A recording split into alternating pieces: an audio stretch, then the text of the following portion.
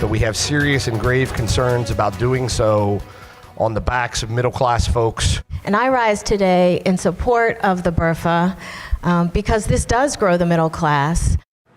Delegates debate a tax and toll hike plan to help fund this year's $63 billion budget proposal. Now it comes as lawmakers begin the sprint to the finish line of the legislative session.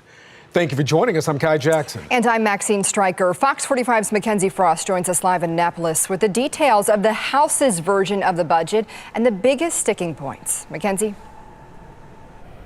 Well, Maxine and Kai, the House's version is similar to the one we saw already coming out of the Senate. However, there are a few key differences. Part of that includes the fact that House Democrats are calling for $1.3 billion in new revenue. Some of that includes new taxes, and that teed up some pretty lengthy debate on the floor. And after session, we caught up with a few lawmakers to ask if Marylanders can afford to pay even more in taxes.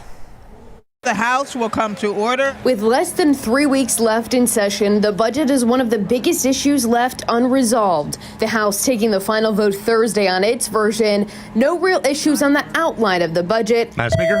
There being 121 votes in the affirmative. But it's how to pay for it. Clerk, read next bill. In a bill called the Budget Reconciliation and Financing Act, or BRFA. Is there any debate? Where the issues arise. House Democrats outlining a plan to help fill the growing budget deficit in future years, including $900 million in tax and fee hikes and $300 million from expanding Maryland's iGaming system. That money going directly to the transportation fund and to help boost the blueprint for Maryland's future, the multi-billion-dollar education spending plan that's now in law. Before the final votes were cast in the House, lengthy debate. I don't think this is in step with a growing middle class in this state, and it most certainly is not in step with what the voters want. What this legislation is the largest tax increase in Maryland history. We've put our best foot forward to try not to put broad tax and fee increases on the table. Everything is surgically aligned with a very specific reason. And it's the transportation funding for transit where the pushback is intense. When I look at this document, I see the investments reflected in our people and our infrastructure to move our region and our state forward. Fewer than 5% of Marylanders use transit. And what's driving this is mass transit. Mass transit is bankrupting the Transportation Trust Fund. While most Republican lawmakers voting against the tax and fee hike plan, except for Delegate Rick Metzger. There's no doubt this is the toughest vote in 10 years that I've ever taken. Pointing to crumbling infrastructure and more money for projects is why he's voting in support. We have kicked this can so many times. How many times are we going to kick the can and not fix it? Ultimately, no one likes fees. We come here to make hard choices, and this is one of them. Madam Speaker. The plan moving forward. Clerk will take the call.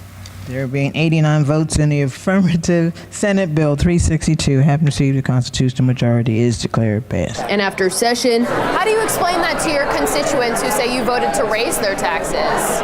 I stand because I'm looking at our roads and our infrastructure, our school systems, and I felt as though that it was very important to take that vote. Some Democrats argue the spending plan is necessary. For anybody else that has concerns, we have to fund our system. We have to be able to maintain the roads and bridges and highways. Do you think Baltimore City voters and your constituents can afford some of these priorities being proposed right now? Well, what they can't afford is for us not to make the investments in their children and in our future. And now the Senate and House must find a compromise to move the whole plan forward and get it to Governor Wes Moore's desk by the end of session.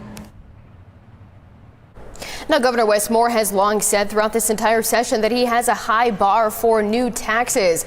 And right now, Senate President Bill Ferguson has also been dismissive of the iGaming proposal that's included in the House's spending proposal. So now this plan will move to a conference committee where lawmakers will have to find a compromise to move this plan forward.